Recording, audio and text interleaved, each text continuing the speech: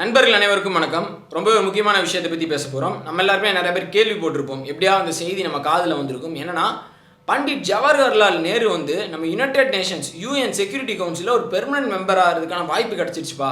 But ஆனால் நேரு அவர்கள் வந்து நம்ம நேரு மாமா வந்து அந்த வாய்ப்பு எங்களுக்கு வேணாம், எங்கள் நண்பர் சைனா அவங்களுக்கு கொடுத்துருங்க அப்படின்னு சொல்லிட்டு கொடுத்துட்டாங்க.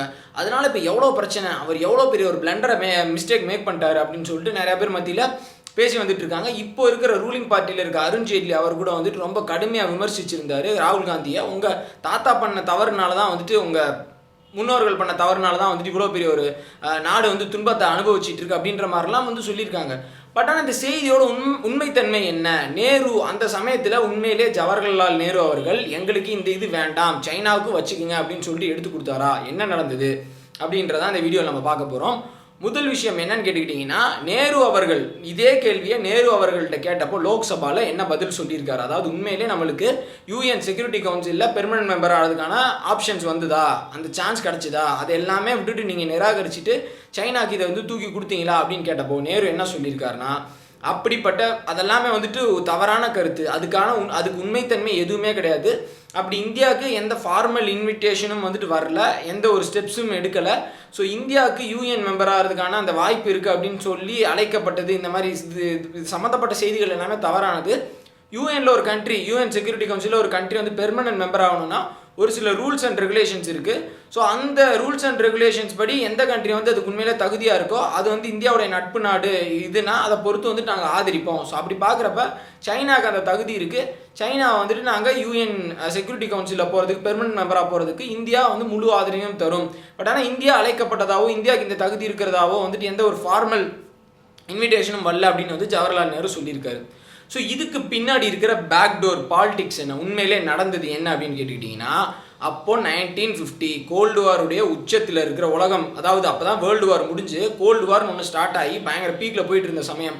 நார்த் கொரியாவில் வந்து சைனாவும் அப்புறம் வந்து சோவியத் படைகளும் சேர்ந்து இந்த சவுத் கொரியா, நார்த் கொரியாவுக்கும் சவுத் கொரியாவும் யுத்தம் நடந்துட்டு இருக்கு. ஸோ இங்கே வந்து இவங்க ஆப்போசிட் பார்ட்டிஸ் வந்து சண்டை போட்டுட்டு இருக்காங்க. அதே மாதிரி வந்து இன்னொரு பக்கம் அப்போ தான் ஜப்பான் மேலே வந்து அமெரிக்கா குண்டு போட்டு 5 வருஷம் கூட ஆகலை. ஸோ ஒரு பக்கம் வேர்ல்டு வந்து கம்யூனிசம் கேபிட்டலிசம்னு சொல்லிட்டு ஹைலி போலரைஸ்டாக இருக்குது. ஸோ அப்போ வந்து சைனாவில் அப்போ தான் சிவில் வார் முடிஞ்சிருக்கு. ஸோ சைனாவும் ரஷ்யாவும் ரொம்ப க்ளோஸ் அப்போது. ஸோ இப்போ என்னன்னா, ரஷ்யா வந்து சைனாவை உள்ளே இழுக்கணும்னு சொல்லிட்டு எல்லா வேலையும் பண்ணிட்டு இருக்கு.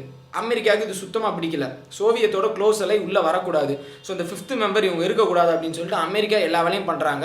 ஸோ அதில் ஒன் ஆஃப் தி திங் தான் என்னன்னு கேட்டுக்கிட்டிங்கன்னா, இந்தியா வந்து ஆசை காமிச்சு உள்ளே இழுக்கிறது. உங்களுக்கு வந்து இந்த தகுதி எல்லாமே இருக்குது, ஸோ நீங்கள் இதுக்குள்ளே வாங்க, நீ உள்ளே வர்றதுக்கான எல்லா உதவியுமே நாங்கள் பண்ணுறோம், நாங்கள் செய்கிறோம் அப்படின்னு சொல்லிட்டு விஜயலட்சுமி பண்டிட்டை கூப்பிட்டு, அப்போ இருக்கிற அந்த ஃபாரின் மினிஸ்டர் அவங்கள கூப்பிட்டு வந்து பேசுகிறாங்க. யூஎஸ் செக்ரட்டரி ஆஃப் ஸ்டேட் பேசுகிறாரு. ஸோ அதெல்லாமே வந்துட்டு நேரு அப்புறம் வந்துட்டு இந்தியாவில் இருக்கிற இவங்க எல்லாமே ரூல் பண்ணுறவங்க எப்படி கன்சீவ் பண்ணுறாங்கன்னா, உண்மையிலேயே யூஎன் சார்ட்டரில் ஒரு ரூல் இருக்குது, யார் வந்து பெர்மனன்ட் மெம்பராக ஆகணும், செக்யூரிட்டி கவுன்சிலுக்கு போகணும் அப்படின்னு சொல்லிட்டு. அந்த ரூலை வந்து மாற்றினா தான் வந்து இந்தியா உள்ளே போக முடியும். அப்படி மாற்றணுன்னா வந்து எல்லா இருக்கிற கண்ட்ரிஸோட இது பெர்மிஷன் தேவை. ஆனால் ரஷ்யா வந்து அதுக்கு ஒத்துக்காது. ரஷ்யா வந்துட்டு வீட்டோ அதிகாரத்தை பயன்படுத்தி வந்துட்டு அந்த மாற்றுறதுக்கு விட மாட்டாங்க.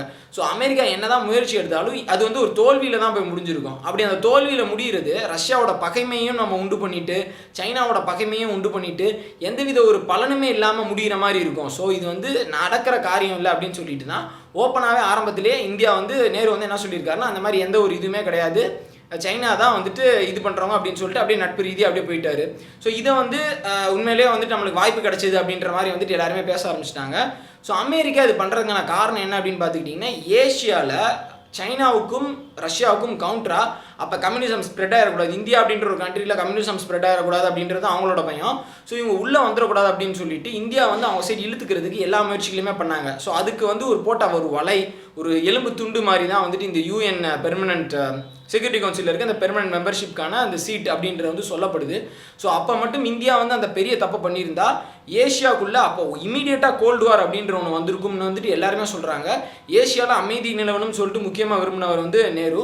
ஸோ அப்படி இருக்கிறப்போ இந்தியாவே கோல்டு வார், அதாவது அமெரிக்கா பக்கம் முழுமையாக போயிட்ட மாதிரி ஆகிடும். ஸோ இந்தியா ஏஷியாவுக்குள்ளே வந்து கோல்டு வார் முதல்ல வந்தது காரணம் இந்தியாவாயிடும், வந்துட்டு இந்தியா தான் முதன்மையாயிடும் அப்படின்னு சொல்லிட்டு நிறைய பேர் திங்க் பண்ணாங்க. அதை நேரு கரெக்டாக ஜட்ஜ் பண்ணிட்டு அந்த விஷயத்தை வந்து பண்ணல. அது மட்டும் இல்லாமல் அமெரிக்கா வந்து இன்னும் ஒரு சில நிர்பந்தங்கள் எல்லாம் போடக்கூடும். என்னன்னா அவங்களோட பிளாக் சைடே, அவங்க டிஃபென்ஸ் சைடே போய் ஜாயின் பண்ணிக்கணும், மொத்தம் ரஷ்யாவுக்கும் சைனாவுக்கும் அகெயின்ஸ்டா. எப்படி இந்த நேட்டோலாம் தொடங்குறதுக்கு முன்னாடி ஒரு கூட்டமைப்பாக இருந்தாங்களா, ஸோ அந்த மாதிரி எங்கள் கூட்டமைப்பில் சேர்ந்துக்குங்கன்னு சொல்லிட்டு அப்பயே இழுக்கப்பட்டிருக்கும். ஸோ அது எல்லாத்துக்குமே நம்ம ட்ராப்பாக விழலை அப்படின்ற வந்துட்டு நிறையா பேர் எக்ஸ்பர்ட்ஸ் வந்துட்டு சொல்கிறாங்க. ஸோ அது கரெக்டாக இப்போ நேரு அவர்கள் பண்ணார் அப்படின்னு சொல்லிட்டு. பட் ஆனால் நேரு அவர்களுக்கு வந்துட்டு ஒரு சாஃப்ட் அப்ரோச் இருக்குது சைனா மேலே. So Nehru's policy on China என்ன மாதிரியான ஒரு வெளியுறவு கொள்கையை வச்சிருந்தார் அப்படின்ற வந்துட்டு நம்ம தனியாக பார்க்கலாம். பட் ஆனால் இந்த யூஎன் செக்யூரிட்டி கவுன்சிலில் உண்மையிலே இந்தியாவுக்கு வந்துட்டு இந்த மாதிரி ஒரு ஆஃபர் வந்தது அப்படின்னு கேட்டால் வந்து நம்ம நினைக்கிற மாதிரி முழுமையாக கிடையாது அப்படின்றதான் இந்த வீடியோ நான் சொல்ல வர விஷயம். ஸோ அப்படி இந்தியா பண்ணியிருந்தாங்கன்னா 1972 ரஷ்யா அப்படின்ற ஒரு நாட்டினுடைய உதவியினால் பங்களாதேஷ் அப்படின்ற ஒரு தனி நாடு பிறந்தது. அப்போ அவங்க நமக்கு அவ்வளோ க்ளோஸாக இருந்தாங்க. ஸோ அந்த மாதிரியான ஒரு ரஷ்யாவுடனான நட்பு வந்துட்டு பயணிச்சிருக்காது அப்படின்றத வந்துட்டு சொல்கிறாங்க. சைனாவோட எனிமிட்டி வந்து ஆரம்ப கட்டத்திலே பயங்கரமாக தொடங்கி இருக்கும் அப்படின்னு சொல்கிறாங்க. ஸோ நேரு பொறுத்த வரைக்கும் என்னென்னா, நம்ம மேலே வந்துட்டு ஒரு பெரிய நெய்பர் ஒருத்தர் உட்காந்துருக்காரு, ஒரு பிக் நெய்பர் அப்படின்ற மாதிரி. ஸோ நம்ம அவங்கள அக்காமடேட் பண்ணி தான் போகணும், அவங்களுக்கு வந்துட்டு நம்ம எனிமிட்டி கிரியேட் பண்ணுற மாதிரி ஆரம்பத்திலேயே செயல்களை இது பண்ணக்கூடாது அப்படின்னு சொல்லிட்டு அவர் நட்பு பாராட்டணும்னு நினச்சாரு. So India, United Nation Security Council, அப்புறம் சைனா, இவங்களை பொறுத்த வரைக்கும் இதுதான் வந்துட்டு உண்மையான செய்தியாக வந்துட்டு கூறப்படுது. ஹிந்துவில் வந்திருந்த ஆர்டிக்கிளும் இதுதான். பட் ஆனால் இப்போ இருக்கிற எதிர்கட்சிகள், அதாவது இப்போ இருக்கிற ஆளுங்கட்சிகள் நிறையா பேர் வந்து இது வந்து நேருவோட பிளண்டர் மிஸ்டேக் அப்படின்ற வந்து சொல்லி வந்துட்டு இருக்காங்க.